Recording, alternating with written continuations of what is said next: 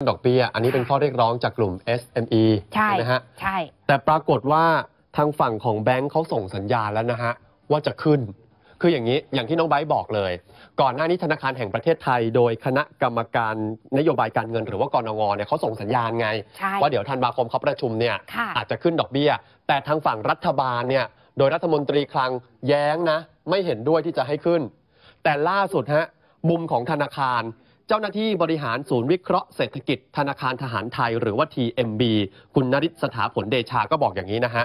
คือสืบเนื่องจากความชัดเจนทางการเมืองเนี่ยมันก็ส่งผลทำให้นักลงทุนเกิดความเชื่อมั่นที่จะลงทุนประกอบกับกนงทางฝั่งของธนาคารแห่งประเทศไทยก็ส่งสัญญาณชัดเจนว่าจะมีการปรับขึ้นดอกเบี้ยที่จะปรับเนี่ยปรับขึ้นมา 0.25% ดังนั้นจาก 1.5% ก็จะกลายเป็น 1.75 แล้วเดี๋ยวจะทยอยปรับขึ้นอีกเดี๋ยวปี 62 ก็ขึ้นอีก 0.25 ก็จะกลายเป็น 2.00% ดังนั้นอาจจะส่งผลทำให้ดอกเบี้ยธนาคารพาณิชย์ปรับขึ้น 0.125% ก็ต้องมีคำถามว่าจะปรับขึ้นฝั่งไหนครับฝั่งเงินกู้หรือว่าฝั่งดอกเบี้ยเงินฝากก็ให้ได้ชัดเจนจากฝั่งทหารไทยว่าก็ต้องปรับขึ้นฝั่งเงินกู้นะฮะแต่ฝั่งเงินฝากนั้นยังคงต้องรอดูการแข่งขันในท้องตลาดก่อนแบบนี้คือส่งสัญญาณ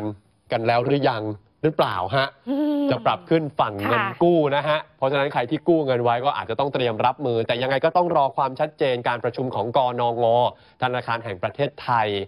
เดือนหน้าธันวาคมก่อนใช่ซึ่งถ้าขึ้นฝั่งเงินกู้พอขึ้นปุ๊บต้นทุนผู้ประกอบการไม่ว่าจะเป็น SME หรือรายใหญ่มันขึ้นปั๊บเลย